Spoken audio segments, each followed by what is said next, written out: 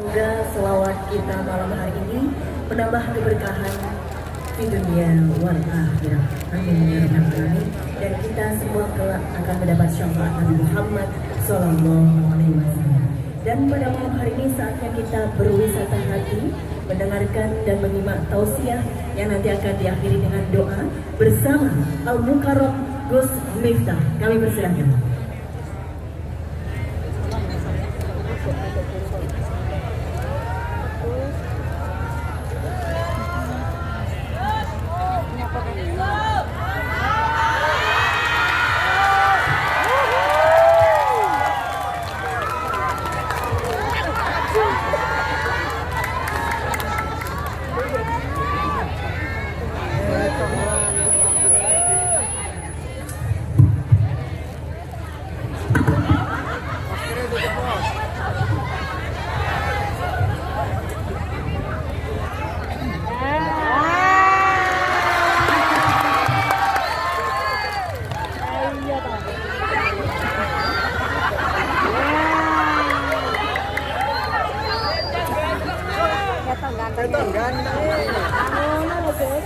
Indah di matamu, senep di mataku. Assalamualaikum warahmatullahi wabarakatuh. Waalaikumsalam warahmatullahi wabarakatuh. Alhamdulillahil qail. Bismillahirrahmanirrahim. Qul ya ibadiyalladzina asrafu ala anfusihim la taqnatu mir rahmatillah. Innallaha yaghfiru dzunuba jami'an innahu huwal ghafurur rahim. Allahumma shalli wa sallim wa barik ala sayyidina wa maulana Muhammadin wa ala alihi wa ashabil mujahidin tahirin. Rabbi shrah li sadri wa yassir li amri wahlul 'uqdatam min lisani yafqahu qawli. Amma ba'du. Hadratul muhtaramin, para masyayikh, para kiai, para alim, para habaib, tokoh agama, tokoh masyarakat yang saya muliakan, wabil khusus Gus Hafid dan sahabat-sahabat Subhanul Muslimin. Mudah-mudahan Allah senantiasa jaga dengan keberkahan dan kemanfaatan. Para pejabat yang berkenan hadir, Bapak Bupati, Pak Sugiri, Bupati yang sangat sederhana. Saya agak susah membedakan diksi sederhana dan miskin. Apakah beliau ini pribadi yang sederhana atau miskin? Kayaknya ya BBT, beda-beda tipis. Tentunya beserta istri. Halo Bu. Wajahnya, mohon maaf, hatinya pasti bahagia, bisa dilihat dari bajunya, bunga-bunga. Saya meyakini kesuksesan seorang Sugiri itu tidak lepas dari doa seorang istri. Itu artinya semakin banyak istri, semakin banyak yang mendoa. Tentunya Ibu Wakil Bupati Redi Matang, Ibu Bupati yang saya sulit untuk membedakan antara gemuk dengan gemoy, yang beliau baru merayu saya untuk menjadikan rekom supaya bisa maju lagi. Sorry Ibu Bupati, sebelum sedingin laut lepas, kita sebelumnya pernah sahangan salompas. Serta para pejabat yang berkenan hadir, Pak Danrem, Pak Dandim, Pak Kapolres, dan seluruh jajaran Musbida yang saya banggakan. Bapak Ibu warga masyarakat Ponorogo, rahimakumullah. Alhamdulillah, baru tadi malam saya landing dari London.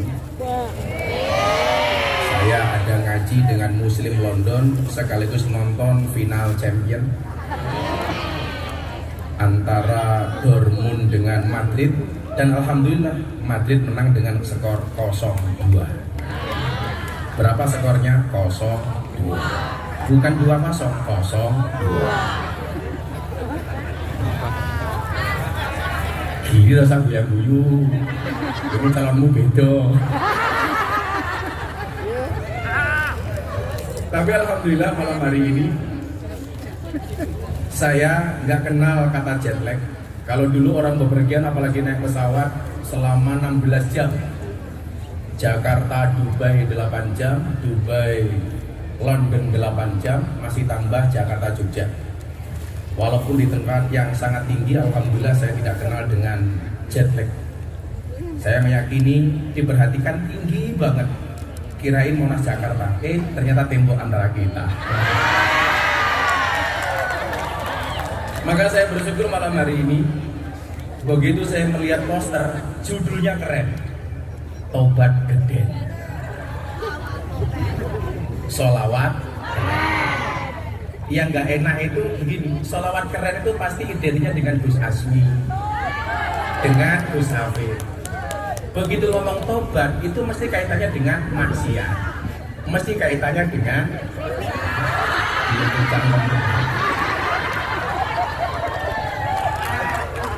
jadi kalau ngomong sholawat keren yang diingat-ingat Gus Asmi, begitu tobat geden yang diingat-ingat Gus. Nah, Bapak Ibu dan kawan-kawan sekalian yang berbahagia, ahli syariat itu menemukan Tuhan dengan ilmunya. Semakin dia mengkaji ilmu, maka dia akan meyakini keakbaran Allah. Makanya orang-orang alim itu, mohon maaf, orang-orang alim itu tipikalnya mungkin dia seneng ngaji, tetapi ibadahnya biasanya pas-pasan. Orang yang alim itu biasanya ibadahnya banyak, mohon maaf, ilmunya banyak, tapi ibadahnya kurang khusyuk. Contohnya siapa? Nabi Sulaiman. Nabi Sulaiman itu nabi yang sangat alim, tetapi ibadahnya kalah khusyuk dengan bapaknya Nabi Daud. Contoh begini, masih ingat cerita Kubro dan Sugro, kakak adik. Kubro ini kakaknya, Sugro ini adik. Kubro dan Sugro ini sama-sama matang, hamil. Kalau bahasa Jawanya apa? Ngandut.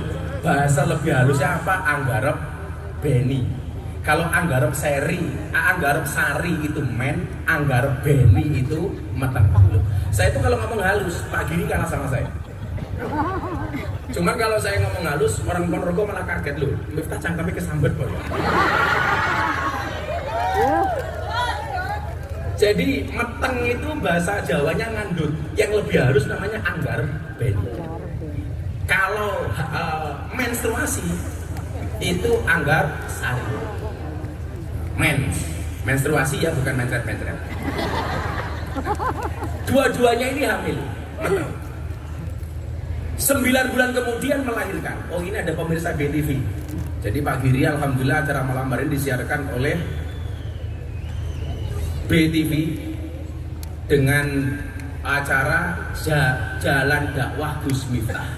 Alhamdulillah ini acara ahlu sunnah paling favorit di televisi nasional. Jadi lumayan, Rai ini Pak Giri tonton secara nasional. Santai aja.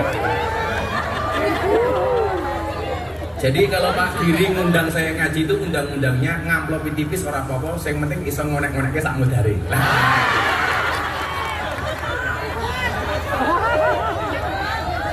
Saya ditanya sama orang Ponorogo, Gus, hebatnya Pak Giri itu apa di Ponorogo? Saya bilang, Pak Giri itu kalau duit gak punya. Betul, orang di duit jago. Tapi hebatnya dia sebagai pemimpin Ponorogo apa satu? Modal rai. Pokoknya saben ada acara masyarakat datang, teko, wis ora duwe isin pokoknya. Tapi mohon maaf, rakyat sekarang itu seneng dengan tipikal pemimpin sing ra duwe rai. Ono layatan ra diundang, teko. Ono sunatan ra diundang. Ora iso nyumbang bondo, minimal nyumbang suara. Soalnya Pak Giri ini alhamdulillah senajan ora duwe duit tapi suaranya apik. Ya. Jadi minimal iso nyumbang lagu. Ya toh Pak Giri. Orang itu ya antem. Akhirnya dua orang ini hamil, sama-sama hamil dari pernikahannya. Ingat ya, hamil di dalam pernikahan, bukan di luar nikah. Hati-hati, jangan sampai kalian hamil di luar nikah. Itu namanya kebobolan matamu, kebobolan, bal-balan wae kebobolan. Kalau bahasa Inggrisnya summon level kumpul kebo. Kalau ada orang kumpul kebo, hati-hati, punya anak namanya gudel. Akhirnya dua-duanya ini melahirkan Pak Giri. Kubro yang besar melahirkan, Sugro yang kecil juga melahirkan. Bayi itu kan lahir pasti sama. Mungkin dulu Pak Giri pas lahir bareng Gus Asmi umpamane, kuwi bayi ini mesti podo. Senajan to tuwane beda. Sing siji ganteng, sing siji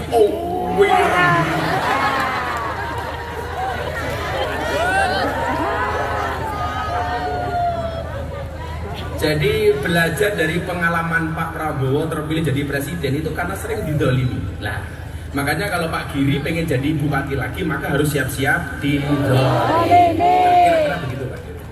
Itu kampanye yang paling murah Pak Giri. Just gampang langsung diatur.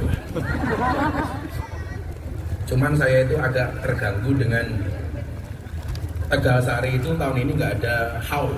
Alasannya karena mendekati pilkada takut untuk kampanye. Sebenarnya alasan yang tidak logis. Bukan, pengajian akbarnya nggak ada. Rasanya harus ngomong karena aku cok panitia.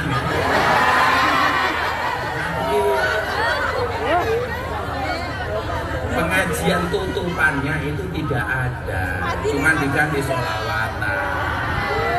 Tapi apapun keputusan panitia kita hormati. Pokoknya wong Ponorogo kudu bangga duwe Mbah Muhammad. Jadi bayi itu lahir sama. Makanya kenapa bayi itu kalau lahir dikasih gelang supaya tidak ada bayi yang tertukar. Karena secara fisikly orang itu kalau lahir pasti mirip.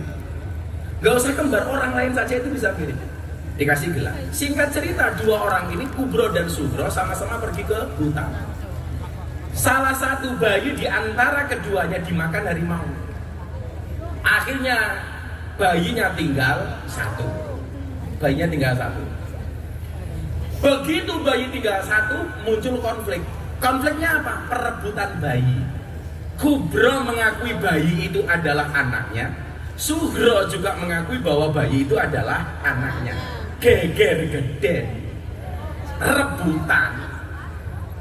Sugro nggak mau kalah, Kubro nggak mau kalah. Siapa yang gendong bayinya? Sugro. Akhirnya karena nggak ketemu solusi, dibawalah ke pengadilan kerajaan Nabi Dawud. Ini dibawa. Dua-duanya mengajukan gugatan di pengadilan Nabi Dawud alaihissalam. Nabi Dawud itu tipikal khusyuk yang tadi saya bilang, bukan alim. Yang alim itu Nabi Sulaiman. Makanya ayatnya bunyinya apa? Fafahamna Sulaiman. Yang paling alim itu Sulaiman. Rebutan ini. Bayiku, bayiku, bayiku, bayiku. Nah coba, ini bayi untuk rebutan. Sekarang mbak-mbak malah banyak yang membuang bayi. Gitu ya. Hati-hati cawe dok, Joko Nendo, tenang. Isi kelingan bahasanya Gus Miftah ora. Tahu bulat, cowilik digoreng dadaan regane 500-an. Mosok namu enak model gratisan. Iya.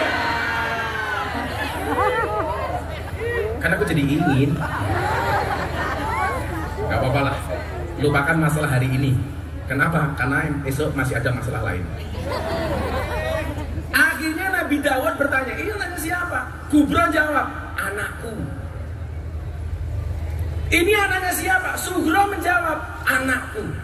Ketiga kalinya ditanya, kopiku mana? Belum ada. Ini pertanyaan ketiga. Betul, ini teman bupati ini.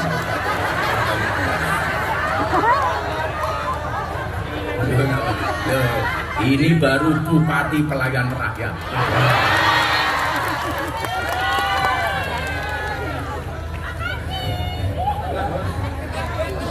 Terima kasih Pak Bupati. Jadi cara menutupi tidak bisa nyumbang harta minimal dengan nyumbang tenaga, kira-kira begitu. Karena bayi ini berada di tangannya Kubro, akhirnya Nabi Daud menyatakan apa? Kalau melihat, mohon maaf, karena bayi ini di tangan Sugro, Nabi Daud orang khusyuk itu kan ciri-cirinya gampang Pak. Orang khusyuk itu ciri-cirinya nggak mau banyak konflik. Makanya Pak Bupati sama Bu Wagub, kalau minta doa itu kamu datang kepada kiai khusyuk, jangan kepada kiai alim. Lah ceramah teko kiai alim. Tapi kalau jaluk dongo, golek kiai khusyuk. Karena orang khusyuk itu nggak banyak pertimbangan Pak. Orang khusyuk itu nggak pernah suudon. Anaknya mau husnudon toh. Makanya orang khusyuk itu biasanya gampang diapusi. Iya, karena adanya cuma husnudon, orang mikir macam-macam. Bila ibu-ibu ada masalah keluarga, kalau minta doa cari kayak yang khusyuk. Biasanya kayak ini desa, sarungnya ngelinting, ngambunnya kelembak menyan, sandalnya suwalu, minimal lili gitu lah kira-kira itu. Itu orangnya khusyuk. Tapi mohon maaf tuh, mandi. Akhirnya pengadilan Nabi Daud memutuskan bayi ini adalah merupakan anak dari Sugro. Kenapa? Karena yang gendong bayinya itu Sugro. Pengadilan ditutup. Begitu keluar pengadilan ketemu Nabi Sulaiman. Nabi Sulaiman itu anaknya Nabi Daud. Ibu, bapak, sebelum saya lanjutkan, itulah alasan kenapa Nabi Muhammad itu tidak punya anak laki-laki yang hidup. Kenapa? Karena kebiasaannya kalau Nabi itu punya anak laki-laki biasanya menjadi Nabi. Contoh Nabi Ibrahim punya anak Ismail, Ismail menjadi Nabi. Nabi Daud punya anak Sulaiman menjadi Nabi. Sama mana? Nabi Yakub mempunyai nama Yahya menjadi Nabi. Makanya Nabi Muhammad kenapa tidak punya anak laki-laki yang hidup? Karena khawatir sepeninggal Nabi nanti anaknya dianggap Nabi. Padahal la nabiya ba'da. Padahal tidak ada Nabi setelah Nabi Muhammad. Begitu ketemu Sulaiman, ditanya, kalian dari mana? Dari pengadilan. Apa yang kalian sengketakan soal anak? Ini anaknya siapa? Anaknya Sugro. Buktinya apa? Yang bawa Sugro. Nabi Sulaiman langsung mengajukan peninjauan kembali. Jadi peninjauan kembali itu Pak Kapolres tidak hanya sekarang, sudah ada sejak Nabi Sulaiman. Saya banding, kata Sulaiman, saya nggak percaya kalau bayi ini bayinya si Sugro. Dibawa kembali ke pengadilan Nabi Daud. Nabi Daud, saya banding, saya nggak percaya kalau bayi ini bayinya Sugro. Tapi saya juga nggak yakin kalau bayi ini bayinya Kubro. Akhirnya ditanya sama Nabi Sulaiman, anaknya sopo? Kubro jawab anakku. Anaknya sopo? Sugro jawab anakku. Apa yang terjadi? Karena dua-duanya bersikukuh, Nabi Sulaiman mohon maaf mengambil sebuah pedang. Dia mengatakan kepada dua perempuan ini, karena dua-duanya mengakui ini anaknya, maka izinkan saya membelah bayi ini menjadi dua. Yang separuh saya kasih Kubro, yang separuh saya kasih Sugro. Akhirnya apa? Si Sugro menjawab, saya setuju. Sementara si Kubro menjawab, saya tidak setuju wahai Sulaiman. Daripada bayinya dibelah, wallah, berikan bayi ini kepada si Sugro saja. Akhirnya apa? Nabi Sulaiman memutuskan, yang tadinya Nabi Daud mengatakan ini adalah bayinya Sugro, Nabi Sulaiman mengatakan bayi ini adalah bayinya Kubro. Kenapa? Karena psikologi seorang ibu nggak mungkin merelakan anaknya untuk dibunuh, apalagi dibelah. Sehingga apa? Nabi Daud kemudian mengiyakan apa yang menjadi keputusan Nabi Sulaiman alaihissalam. Nah, ini lho Pak. Jadilah jenengan golek pitedah, kuwi takono karo guru sing alim. Tapi lah jenengan golek petunjuk soal sesuk aku menang apa kalah, kuwi takono karo kiai khusyuk. Pak Giri ini saniki seneng ngejak kula, ora kok mergo kula khusyuk, ora kok mergo kula alim, tapi mergo kula iso goleki rekom nganggo Pak Giri.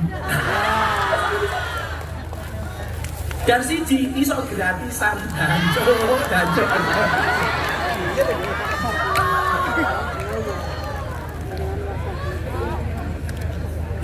Nah, gua udah bersawit.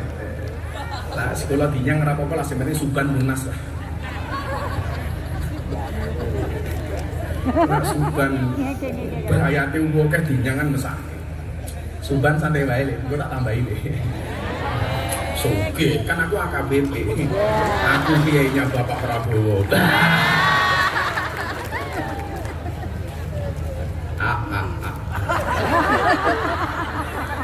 Jadi ahli syariat itu menemukan Tuhan dengan ilmunya. Semakin banyak ilmu, dia akan semakin dekat dengan Tuhannya dengan cara mengkaji. Makanya nyuwun sewu, tipikal kayak Gus Bahak kayak mesti orang khusyuk. Tapi alim. Yo, yo. Bakul es teh iki ora alim ora khusyuk. Bakul es, Bu. Tapi salah satu mukjizat bakul es ini nyuwun sewu, cangkeme gede. Kadang-kadang pembicara pakai mic saja masih kekalahan. Bakul es.